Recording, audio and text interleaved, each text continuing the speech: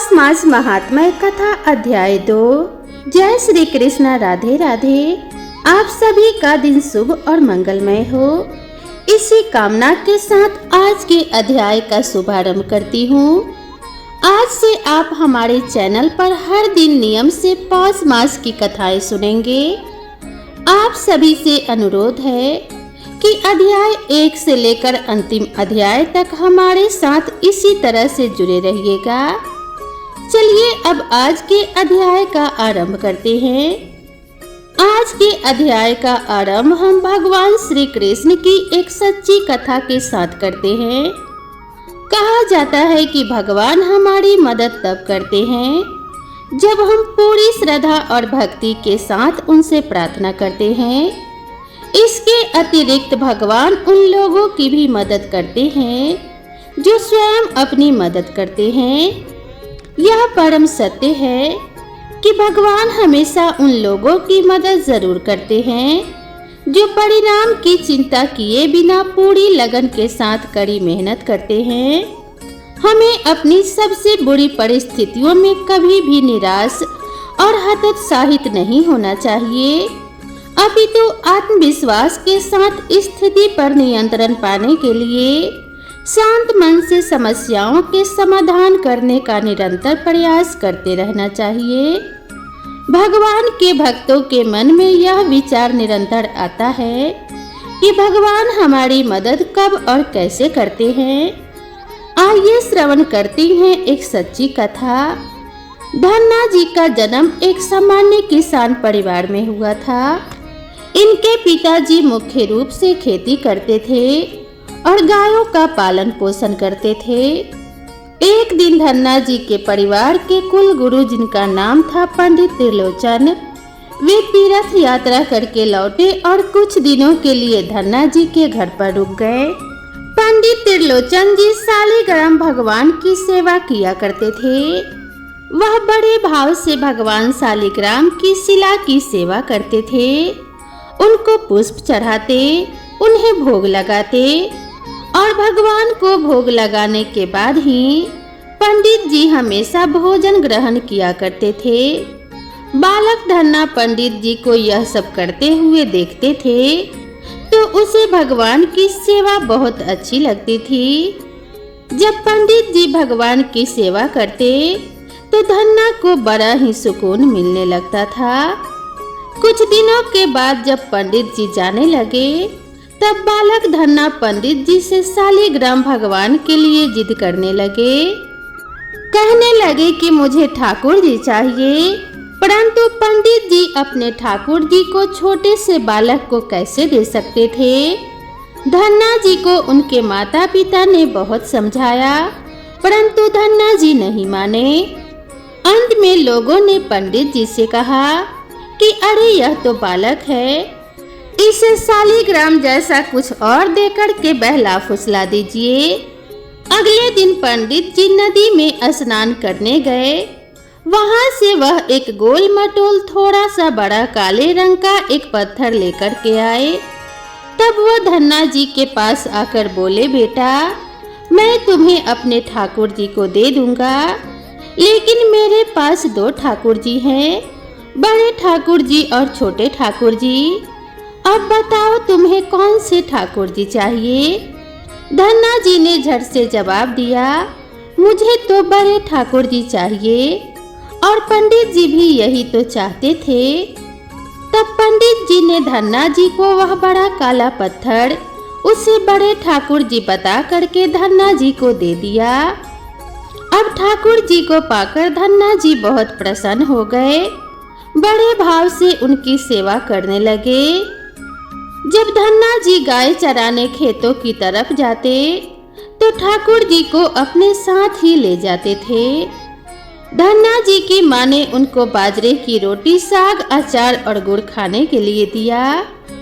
अब धन्ना जी ने भी निश्चय किया कि वह भी पंडित जी की तरह ही ठाकुर जी को जब तक भोग नहीं लगाएंगे और जब तक ठाकुर जी को खिला नहीं लेंगे तब तक वो खुद भी भोजन नहीं करेंगे। धन्ना जी जब खेत में पहुँचे तो प्रेम से ठाकुर जी को पुकार करके कहने लगे कि ठाकुर जी जब तक आप भोग नहीं लगाएंगे तब तक मैं भी भोग नहीं लगाऊंगा। धन्ना जी ने निश्चय किया कि जब तक ठाकुर जी प्रकट होकर भोग नहीं लगाते तब तक वह भी भोजन का एक भी टुकड़ा ग्रहण नहीं करेंगे। जब ठाकुर जी ने भोग नहीं लगाया तो धन्ना जी ने शाम को वह रोटी गाय को खिला दिए। 3 दिन तक ऐसा ही चलता रहा। न ठाकुर जी भोग लगाते और न धन्ना जी भोजन करते। चौथे दिन की बात है, धन्ना जी की माता फिर से रोटी लेकर आई। उस दिन धन्ना जी अपने खेतों में जोर जोर से रोने लगे और ठाकुर जी से गुहार लगाने लगे।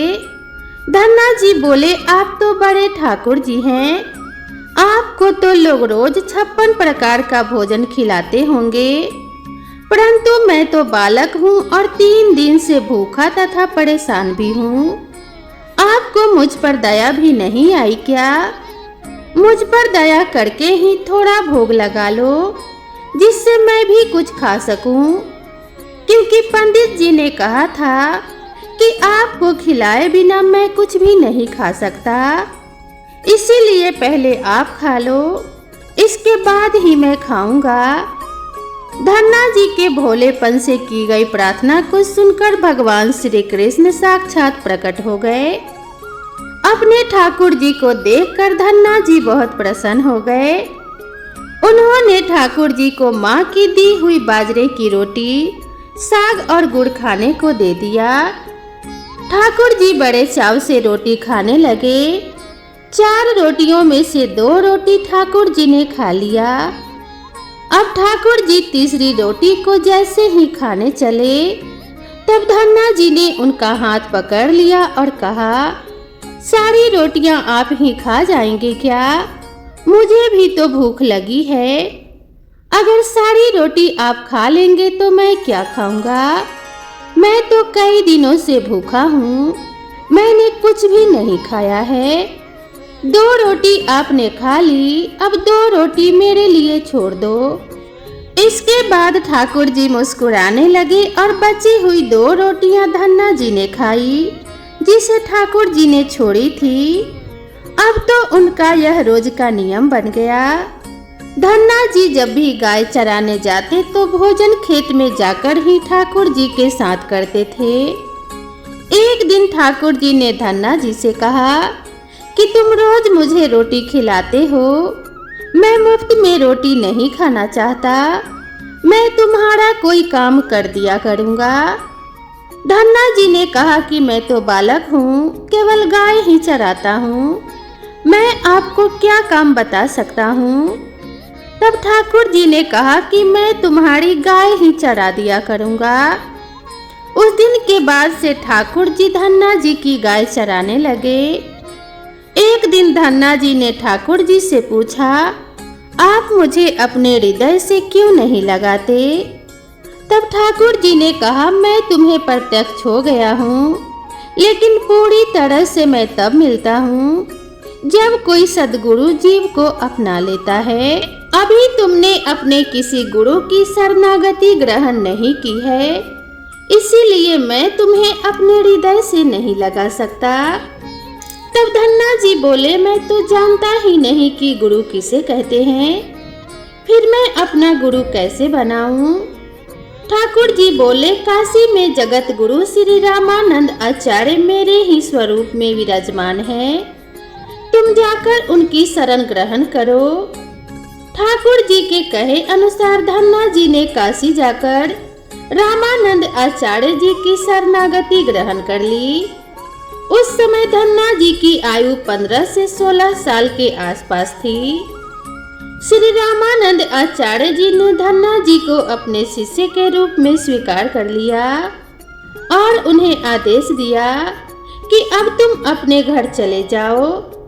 धन्ना जी बोले, गुरुजी, अब मैं घर नहीं जाना चाहता, आप मुझे घर जाने का आदेश क्यों दे रहे हैं? गुरुजी बोले, अगर तुम यहाँ रहकर भजन करोगे तो केवल तुम्हारा ही कल्याण होगा, लेकिन अगर तुम अपने घर जाकर खेती किसानी करते हुए अपने माता पिता की सेवा करते हुए भजन करोगे तो तुम्हारे साथ कई जीवन का उद्धार हो जाएगा। गुरु जी की आज्ञा के अनुसार धन्ना जी घर को लौट आए। इसके बाद जैसे ही धन्ना जी घर पहुँचे, ठाकुर जी ने उन्हें अपने हृदय से लगा लिया। इसके बाद धन्ना जी संत की बहुत सेवा करने लगे।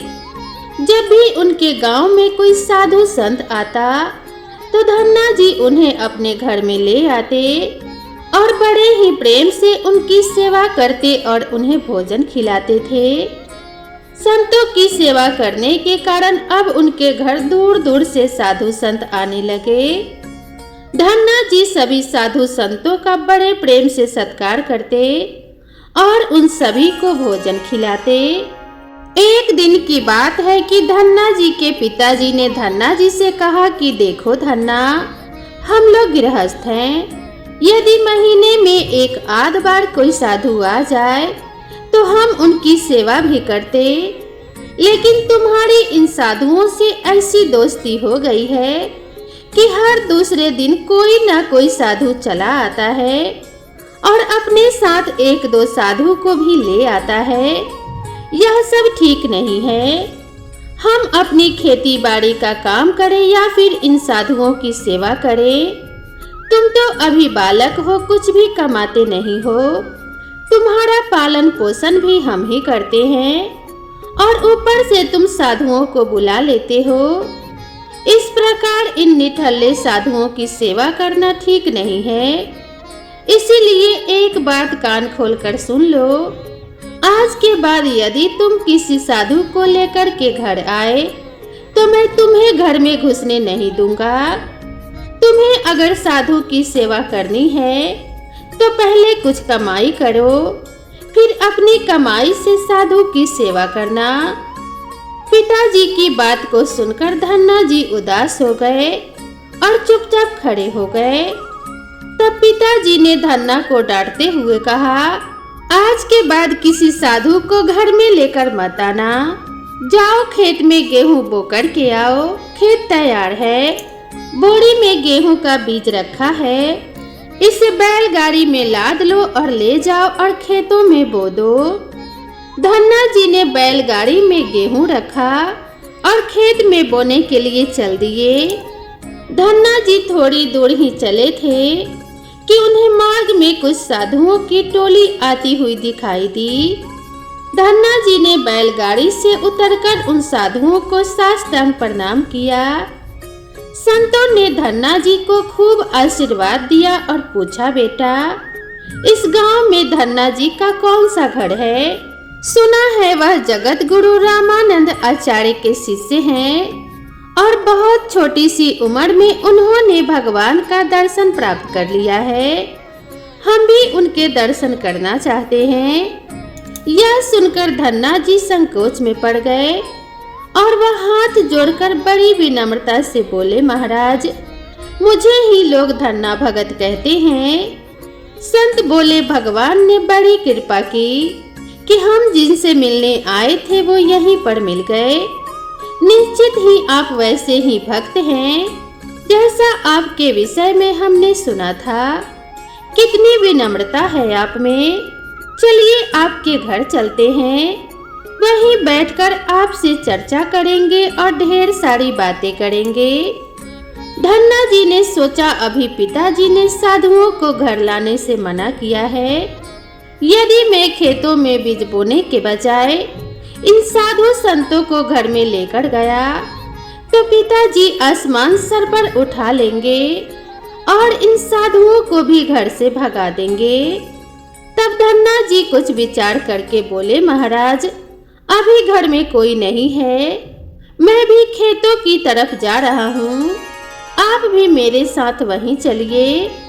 संत बोले, ठीक है, हमें तो बस आपसे मिलना था और आप जहाँ भी चले हम वहीं पर चलेंगे। फिर धन्ना जी उन सभी साधुओं को खेत पर लेकर के चले गए। खेत में एक पेड़ के नीचे बने हुए चबूतरे पर उन साधुओं को बैठा कर के बोले, महाराज आप यहीं पर कुछ देर तक विश्राम कीजिए, तब तक मैं आपके लिए भोजन पानी की व्यवस्था करता हूँ। इतना कह करके धन्ना जी वहां से बैलगाड़ी लेकर चले गए। बैलगाड़ी लेकर धन्ना जी सीधे बनिया की दुकान पर पहुँचे। वहां पर उन्होंने बैलगाड़ी में जो भी गेहूं के बीज थे और जिन्हें खेत में बोने के लिए रखा था, उन सभी बीजों को बनिए को बेच दिया और बीज के उन पैसों से दाल चावल और जो भी उससे बनने वाला पदार्थ था, सभी चूरमा आदि सामान खरीद लिया। सारा सामान लेकर धन्ना जी खेत पर पहुँचे। वहां पर संतों के साथ मिलकर बहुत अच्छा दाल बाटी और चूरमा का प्रसाद बनाया और भगवान को भोग लगाने के बाद बड़े प्रेम से संत और धन्ना जी बैठ करके भोजन करने लगे। इसी बीच भगवान की चर्चा भी होती रही। संतों को भोजन करवाने के बाद बड़े प्रेम से धन्ना जी ने उनको विदा कर दिया। संतों के जाने के बाद अब धन्ना जी सोचने लगे कि बीज वाले गेहूं को तो बेच करके मैंने संतों को भोजन करा दिया, अब खेत में क्या बोया जाए। अगर पिताजी बीज मांगेंगे तो मैं कहां से बीज लाकर दूंगा, और यदि खेत में कुछ पैदा नहीं हुआ तो मैं पिताजी को कौन सा जवाब दूंगा। यही सोच करके धन्ना जी ने बोरी में रेत भरी और आसपास के लोगों को दिखाने के लिए उस रेत को खेत में बोने लगे। सुबह से शाम तक सारी बोरियां जो रेत से भरी थी, धन्ना जी ने वो सब खेत में बो दिए। आसपास के खेतों के किसान देख रहे थे कि धन्ना जी खेतों में गेहूं बो रहे हैं, जबकि वो तो खेतों में रेत बो रहे थे। खेत में रेत बोने के बाद धन्ना जी बड़े प्रसन्न मन से घर की ओर चल दिए। वह सोच रहे थे कि खेत में तो कुछ उगना नहीं है, इसीलिए देखभाल भी नहीं करनी पड़ेगी। धन्ना जी जब घर पहुँचे तो पिताजी ने पूछा कि खेत बो आए, तो धन्ना जी ने बड़ी विनम्रता के साथ जवाब दिया। बोले कि पिताजी मैं खेत बो आया हूँ। कुछ दिन बीते, धन्ना जी के पिताजी और गांव के कुछ बड़े बूढ़े लोग धन्ना जी के पास आए और बोले कि तुमने कैसा खेत बोया है, ऐसी फसल तो हमने अपने जीवन में आज तक नहीं देखी है। ऐसा लगता है जैसे गेहूं का एक एक दाना नाप नाप करके एक समान दूरी पर बोया गया है और सारे ही दाने उग आए हैं। इतनी सुंदर फसल तो हमने आज तक नहीं देखी। ये सब तुमने कैसे किया? धन्ना जी मन ही मन सोचने लगे कि ये सब तो उनको ताने मार रहे हैं, खेत में कुछ होगा ही नहीं, इसीलिए ऐसी बातें सब कर रहे हैं। तब धन्ना जी आश्चर्यचकित होकर के स्वयं खेत में जाकर के देखने लगे तो वे बड़े ही आश्चर्यचकित हो गए। उन्होंने देखा कि खेत में तो सच में बाली थी। जिस खेत में उन्होंने रेत बोई थी वहां पर अब फसल उगाई थी और इतनी सुंदर फसल उन्होंने भी कभी नहीं देखी थी। फसल को देखकर धन्ना जी को भगवान की कृपा का एहसास हुआ और उनकी आंखों से आंसू निकल आए। धन्ना जी जोर जोर से रोने लगे। जब धन्ना जी के पिता और अन्य गांव वालों ने रोने का कारण पूछा, तब धन्ना ने रोते हुए सारी घटना कह सुनाई। धन्ना जी बोले, पिताजी आपने संतों को घर लाने के लिए मना किया था। उस दिन खेत बोने के लिए जो गेहूं आपने दिया था उसे मैंने बेच दिए थे, क्योंकि उस दिन मुझे मार्ग में कुछ संत मिल गए थे, तो उन संतों को अपने घर नहीं ले गया और लेकर के खेत में ठहरा करके जो भी गेहूं के बीज मैंने बोने के लिए लिया था सब बनिए के दुकान पर बेच करके मैंने संतों को भोजन करवा दिया था। इसके बाद मैंने लोगों को दिखाने के लिए खेत में गेहूं की जगह रेत को बो दिया। फिर यह फसल कैसे उग आई ये मुझे मालूम नहीं। धन्ना जी की बात सुनकर उनके पिताजी की आंखों में आंसू आ गए और वो बोले कि मेरा धन्य भाग्य जो मेरे घर में तुम्हारे जैसे पुत्र ने जन्म लिया। आज के बाद हम तुमको नहीं रोकेंगे। जितना हो सके साधुओं को बुलाओ और उनकी सेवा करो। हम तुम्हें अब कभी मना नहीं करेंगे। आज से मैं भी भगवान की भक्ति किया करूँगा और तुम्हारे साथ संतों की सेवा करूँगा। इसके बाद धन्ना जी और उनके परिवार वाले खूब संतों की सेवा करने लगे।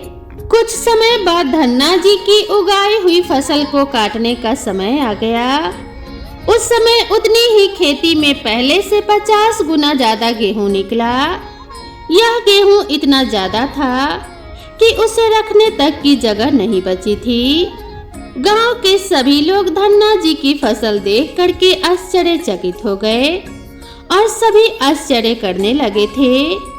अब धन्ना जी और उनका परिवार अपनी क्षमता के अनुसार खूब संत की सेवा और भगवान की भक्ति करने लगे। उनके घर में हमेशा साधु संतों का तांता लगा रहता था। साधु संतों की बड़ी बड़ी जमातें आई। धन्ना जी बड़े प्रेम से उन सभी का आदर सत्कार करते थे। अब धन्ना जी जब भी खेतों में फसल बोते तो ऐसे ही फसल होने लगी। देखते ही देखते धन्ना जी अपने गांव के बड़े किसान बन गए। गांव के सभी लोग धन्ना जी को चमत्कारी संत मानने लगे और उनके खेतों की मिट्टी को भी चमत्कारी मानने लगे। अब जिन लोगों के खेतों में पर्याप्त फसल नहीं होती, वह लोग धन्ना जी के खेतों की मिट्टी को ले जाकर अपने खेतों में छींट लेते, जिससे उनकी भी फसल अच्छी होने लगी। चारों तरफ धन्ना जी की जय जयकार होने लगी। एक बार भगवान ने धन्ना जी की परीक्षा लेनी चाहिए और भगवान की माया से धन्ना जी के गांव में अकाल पड़ गया। धन्ना जी बड़े किसान थे। उनके पास बहुत खेती थी और अन्न के भंडार भरे थे।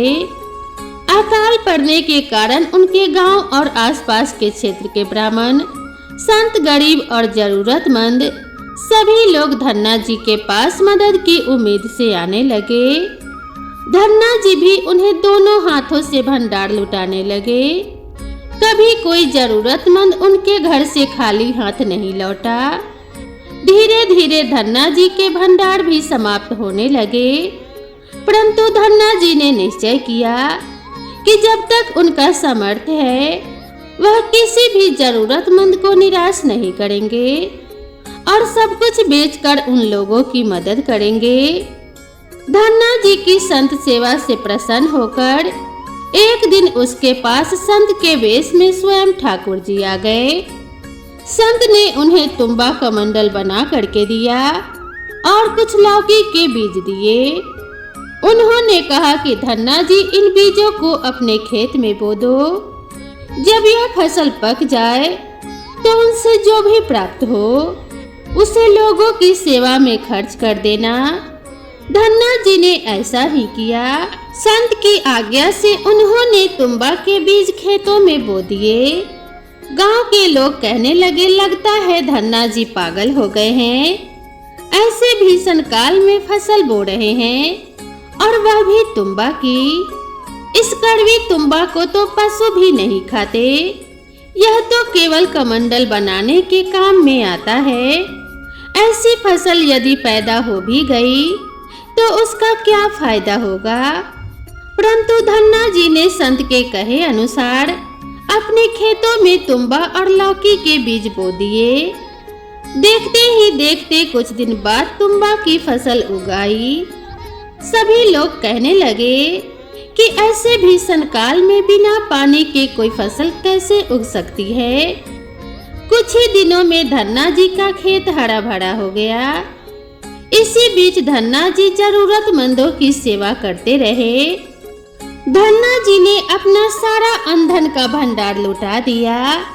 उनके घर में जो भी फसल के बीज रखे थे वह सब उन्होंने संतों को भोजन के लिए दान कर दिया। अब उनके पास अपने परिवार के गुजारे के लायक भी अन्न नहीं बचा था। गांव के लोग कहने लगे, बड़ा मूर्ख है जो सारा अन्न लुटा दिया। अपने परिवार के लिए कुछ भी नहीं रखा और इसने फसल में बोई भी तो तुम्बा जिसे कोई खा भी नहीं सकता। धन्ना जी को लोगों की बातों से कोई फर्क नहीं पड़ा। वो तो भगवान का नाम लेते रहते और लोगों की मदद करते रहते थे। एक दिन ऐसा आया जब धन्ना जी के खेतों में लगी फसल पक गई।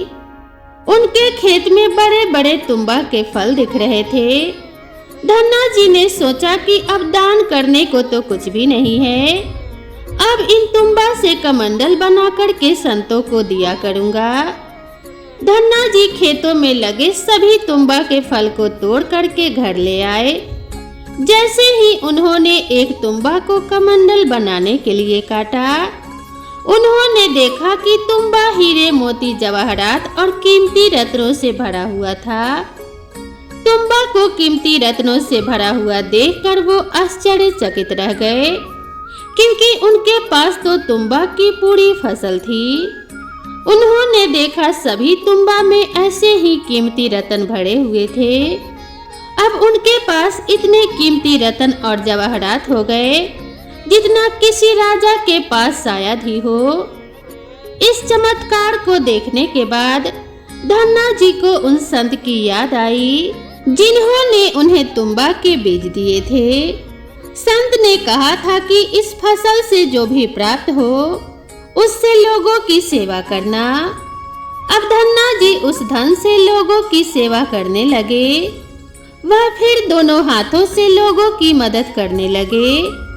उस समय वह अकाल कई वर्षों तक चला। उस समय धन्ना जी ने अपने घर पर और आसपास कई गांवों में लंगर सेवा शुरू करवा दिया। आसपास के सैकड़ों गांव के लाखों लोग बरसों तक धन्ना जी के लंगर में तीनों समय का भोजन किया करते थे। धन्ना जी ने अपने जीवन में बहुत मंदिर, बावड़िया, तालाब और धर्मशाला भी बनवाए थे और हर तरह से साधु संत और जरूरतमंद लोगों की मदद किया करते थे। लोग धन्ना जी को धन्ना सेठ कहकर बुलाने लगे। धन्ना जी जैसा धनी आज तक कोई नहीं हुआ। वह धन और मन दोनों से धनी थे। आज भी उनके नाम पर धनी लोगों को धन्ना सेठ की पदवी दी जाती है और कहा जाता है कि क्या तुम धन्ना सेठ हो गए हो। यदि भगवान की कृपा जिस व्यक्ति पर हो जाए और उनका आशीर्वाद जिनको प्राप्त हो जाए तो उनके लिए जीवन में कुछ भी असंभव नहीं होता, सब कुछ संभव हो जाता है। जब भगवान की कृपा धन्ना पर बनी और धन्ना जी धन्ना से धन्ना सेठ बन गए, तो प्रेम से बोलिए भगवान श्री कृष्ण की जय। और आइए भगवान श्री कृष्ण से हम सभी मिलकर प्रार्थना करते हैं कि जैसी कृपा आपने धन्ना सेठ पर करी वैसे हम सभी पर करना, अपने सभी भक्तों का कल्याण करना। अब आइए सुनते हैं आज की पुण्य फल देने वाली महात्म्य की कथा। अंतर्यामी नारायण स्वरूप श्री कृष्ण, नर स्वरूप नरश्रेष्ठ अर्जुन, उनकी लीला को प्रकट करने वाली देवी सरस्वती तथा उस लीला को संकलित करने वाले व्यास जी को नमस्कार करके पाठ का प्रारंभ करते हैं। नारद जी ने पूछा कि हे भगवान, अब मैं गणेश खंड को जो मनुष्यों के संपूर्ण मंगलों का भी मंगल स्वरूप तथा गणेश जी के जन्म के वृत्तांत से परिपूर्ण है उसे सुनना चाहता हूँ। हे जगदीश्वर, भला पार्वती जी के शुभ उदर से सुरश्रेष्ठ गणेश जी की उत्पत्ति कैसे हुई? किस प्रकार पार्वती देवी ने ऐसे पुत्र को प्राप्त किया? गणेश जी किस देवता के अंश से उत्पन्न हुए थे? उन्हें जन्म क्यों लेना पड़ा? वे अयोनिज थे अथवा किसी योनि से उत्पन्न हुए थे? उनका ब्रह्म तेज कैसा था? उनमें कितना पराक्रम था? हे प्रभु, उनकी तपस्या कैसी थी? वे कितने ज्ञानी थे तथा उनका यश कितना निर्मल था? जगदीश्वर नारायण शंभु और ब्रह्मा जी के रहते हुए संपूर्ण विश्व में उनकी अग्र पूजा क्यों होती है? वे हाथी के मुख वाले, एक दंत तथा विशाल तोंद वाले कैसे हो गए? हे महाभाग, पुराणों में उनके रहस्यमय जन्म वृत्तांत का वर्णन किया गया है। आप उस परम मनोहर तथा अत्यंत विस्तृत चरित्र का पूर्ण रूप से वर्णन कीजिए, क्योंकि उसे सुनने के लिए मुझे परम कौतूहल हो रहा है। फिर श्री नारायण ने कहा कि हे नारद, मैं उस परम अद्भुत रहस्य का वर्णन करता हूँ, ध्यान से सुनो। वह पाप संताप का हरण करने वाला, संपूर्ण विघ्नों का विनाशक, समस्त मंगलों का दाता, सार रूप निखिल श्रुतियों के लिए मनोहर सुखप्रद, मोक्ष बीज तथा पापों का नाश करने वाला है। हे मुने, दैत्यों द्वारा पीड़ित हुए देवताओं की तेजो राशि से उत्पन्न हुई देवी ने दैत्य समुदाय का संहार कर डाला। उसके बाद फिर दक्ष की कन्या होकर प्रकट हुई। उस समय उन देवी का नाम सती था। उन्होंने अपने स्वामी शिव भगवान की निंदा होने के कारण योग धारणा द्वारा अपने शरीर का परित्याग कर दिया और फिर शैलराज की प्रिय पत्नी मैना से जन्म लिया। पर्वतराज ने उन पार्वती जी का विवाह शंकर जी के साथ कर दिया।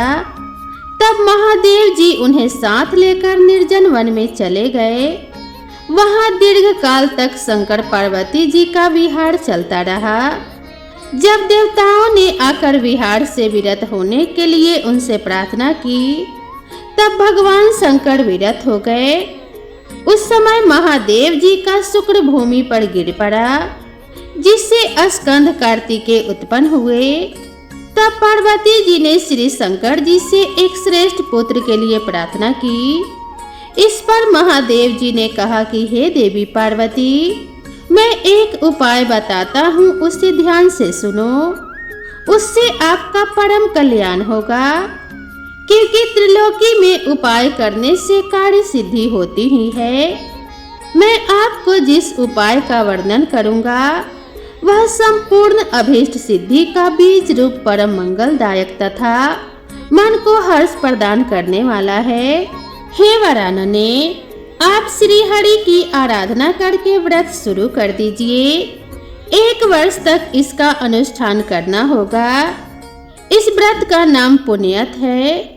यह महाकठोर बीज कल्प तरु के समान अभीष्ट सिद्ध करने वाला उत्कृष्ट सुखदायक पुण्यदाता सार रूप पुत्र प्रद और समस्त संपत्तियों को देने वाला है।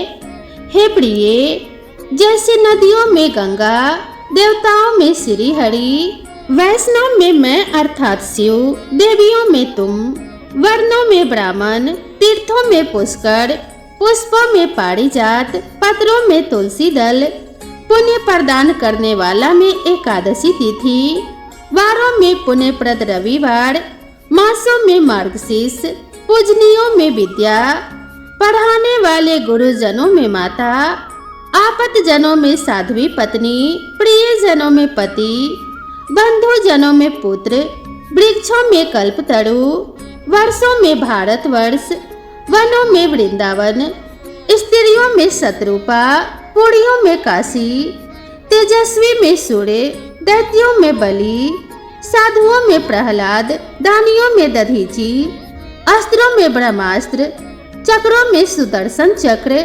मनुष्यों में राजा रामचंद्र और धनुर्धारियों में लक्ष्मण श्रेष्ठ हैं।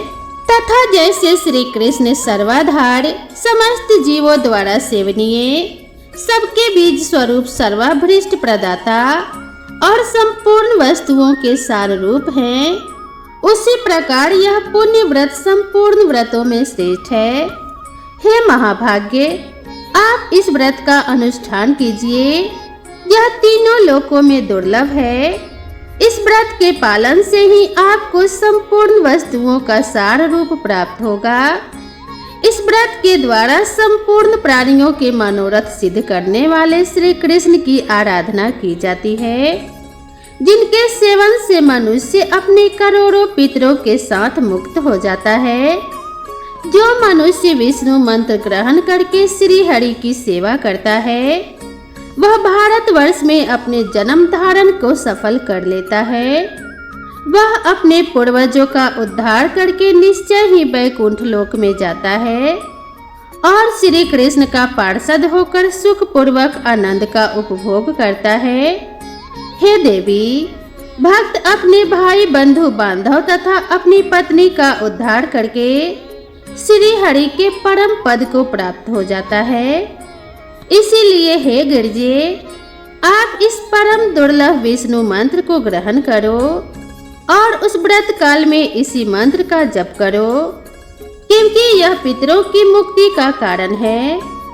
ऐसा कहकर भगवान शंकर गिरजा के साथ तुरंत ही गंगा तट पर गए और उन्होंने प्रसन्नता पूर्वक कवच तथा स्तोत्र सहित मनोहर विष्णु मंत्र पार्वती जी को बतलाया। हे देव ऋषि नारद, इसके बाद उन्होंने पार्वती जी से पूजा की विधि एवं नियमों का भी वर्णन किया। आगे श्री नारायण भगवान कहते हैं कि हे नारद, पुण्यत व्रत का विधान सुनकर पार्वती जी का मन बड़ा प्रसन्न हुआ। उसके बाद उन्होंने व्रत की संपूर्ण विधि के विषय में प्रश्न करना शुरू किया। माता बोली, हे नाथ, आप वेद वक्ताओं में श्रेष्ठ करुणा के सागर तथा परात्पर हैं। हे दीनबंधु, इस व्रत का सारा विधान मुझे बताइए। हे प्रभु, कौन से द्रव्य और फल से इस व्रत में पूजा होती है और कौन से फल इस व्रत में उपयोगी होते हैं? इसका समय क्या है और किस नियम का पालन करना पड़ता है? इसमें आहार का क्या विधान है और इसका क्या फल होता है? यह सब मुझ विनम्र सेविका से वर्णन कीजिए और साथ ही एक उत्तम पुरोहित पुष्प इकट्ठा करने के लिए ब्राह्मण और सामग्री जुटाने के लिए भृत्य को भी नियुक्त कर दीजिए। इनके अतिरिक्त और जो भी व्रत उपयोगी वस्तुएं हैं जिन्हें मैं नहीं जानती हूँ, वह सभी इकट्ठा करवा दीजिए, क्योंकि हे स्वामी, स्त्रियों के लिए स्वामी ही सब कुछ प्रदान करने वाला होता है। स्त्रियों की 3 अवस्थाएं होती हैं, कौमारे, युवा और वृद्ध। कुमार अवस्था में पिता, युवा अवस्था में पति और वृद्धा अवस्था में पुत्र सब तरह से पालन करने वाला होता है। फिर श्री महादेव जी बोले कि हे देवी, मैं इस व्रत की विधि, नियम और फल, व्रत उपयोगी द्रव्यों तथा फलों का वर्णन करता हूँ, इसे ध्यान से सुनो। इस व्रत के हेतु में फल पुष्प लाने के लिए 100 शुद्ध ब्राह्मणों को, सामग्री जुटाने के निमित्त 100 भृत्यों को और बहुसंख्यक दासियों को तथा पुरोहित के स्थान पर सनत कुमार को, जो संपूर्ण व्रतों की विधि के ज्ञाता, वेद वेदांत के पारंगत विद्वान, हरि भक्तों में सर्वश्रेष्ठ, सर्वज्ञ, उत्तम ज्ञानी और मेरे ही समान हैं, उन्हें मैं नियुक्त करता हूँ। तुम इन्हें ग्रहण करो। हे देवी पार्वती, शुद्ध समय आने पर नियम पूर्वक व्रत का अनुष्ठान करना चाहिए। हे प्रिय, माघ मास के शुक्ल त्रयोदशी के दिन इस व्रत का आरंभ शुभ होता है। उत्तम व्रती को चाहिए कि यह व्रत आरंभ के पूर्व दिन उपवास करें और शरीर को अत्यंत निर्मल करके यत्न पूर्वक वस्त्र को धोकर स्वच्छ कर लें। फिर दूसरे दिन अरुणोदय वेला में शैया से उठ जाएं और मुख को शुद्ध करके निर्मल जल में स्नान करें। उसके बाद हरि स्मरण पूर्वक आचमन करके पवित्र हो जाएं। फिर भक्ति सहित श्री हरि को अर्घ देकर शीघ्र ही घर लौट आएं। वहां धुली हुई धोती और चादर धारण करके पवित्र आसन पर बैठें। फिर आचमन और तिलक करके अपना नित्य कर्म समाप्त करें। तत्पश्चात पहले प्रयत्न पूर्वक पुरोहित का वरण करके स्वस्ति वाचन पूर्वक कलश स्थापन करें। फिर वेद विहित संकल्प करके इस व्रत का अनुष्ठान शुरू कर दें। फिर सुहाग और श्रृंगार आदि की सामग्री सहित समर्पित करने की बात कहकर शंकर भगवान फिर से बोले कि हे देवी, पुत्र प्राप्ति के लिए कुष्मांड, नारियल तथा श्रीफल, इन फलों को श्री हरि को अर्पण करना चाहिए। हे दुर्गे, श्री कृष्ण की प्रसन्नता प्राप्ति के हेतु अनेक प्रकार के स्वादिष्ट एवं मधुर नैवेद्यों का भोग लगाना चाहिए। इस व्रत में श्री कृष्ण को प्रसन्न करने के लिए भक्ति सहित तुलसी दल से संयुक्त अनेक प्रकार के पुष्प निवेदन करना चाहिए। व्रती को चाहिए कि वह व्रत काल में जन्म जन्मांतर में अपने धन्य धान्य की समृद्धि के लिए प्रतिदिन 1 सहस्त्र ब्राह्मणों को भोजन कराए। हे देवी, प्रतिदिन पूजन काल में पुष्पों से भरी हुई सहस्त्र अंजलियां समर्पित करें तथा भक्ति की वृद्धि के लिए सहस्त्र बार प्रणाम करना चाहिए। हे सुव्रते, व्रत काल में 6 मास तक हविष्यान, 5 मास तक फलाहार और 1 पक्ष तक हवि का भोजन करें तथा 1 पक्ष तक केवल जल पीकर रहना चाहिए। अग्नि देव के लिए 100 अखंड रतन दीपों का दान करना चाहिए। रात्रि में कुशासन बिछाकर नित्य जागरण करना उत्तम है। हे देवी, इस प्रकार व्रत के भली भांति पूर्ण होने पर उसके बाद व्रत का उद्यापन करना चाहिए। उस समय 308 डलियां जो वस्त्रों से ढकी हुई हो तथा भोजन के पदार्थ यज्ञोपवीत और मनोहर उपहारों से सजी हुई वह दान करनी चाहिए। 1308 ब्राह्मणों को भोजन तथा 1308 तिल की आहुतियां देने का विधान है। फिर व्रत समाप्त हो जाने पर विधि पूर्वक 1360 स्वर्ण मुद्राओं की दक्षिणा देनी चाहिए। इसके अतिरिक्त व्रत समाप्ति के दिन दूसरी दक्षिणा भी बतलाऊंगा। हे देवी, इस व्रत का फल यही है कि श्री हरि में भक्ति दृढ़ हो जाती है और श्री हरि के सदृश तीनों भवनों में विख्यात पुत्र उत्पन्न होता है और सौंदर्य पति, सौभाग्य, ऐश्वर्य और अतुल धन की प्राप्ति होती है। हे महेश्वरी, यह व्रत प्रत्येक जन्म में समस्त मनवांछित सिद्धियों का बीज है जिसका मैंने इस प्रकार वर्णन किया है। इसलिए हे देवी, आप भी इस व्रत का अनुष्ठान कीजिए। हे साध्वी, आपको पुत्र जरूर उत्पन्न होगा। ऐसा कहकर भगवान शिव मौन हो गए और आज का अध्याय यहीं पर समाप्त होता है। इससे आगे का वर्णन आप सभी भक्तजन अगले अध्याय में जरूर सुनिएगा। अगर आज का अध्याय पसंद आया हो तो कमेंट बॉक्स में जय श्री कृष्णा और ओम नमो भगवते वासुदेवाय नमः अवश्य लिखें। भगवान शिव, माता पार्वती और भगवान श्री कृष्ण की कृपा आप सभी के ऊपर बनी रहे। इसी कामना के साथ आप सभी से विदा लेते हैं। मिलते हैं अगले कथा और अगले अध्याय के साथ। तब तक के लिए राधे राधे।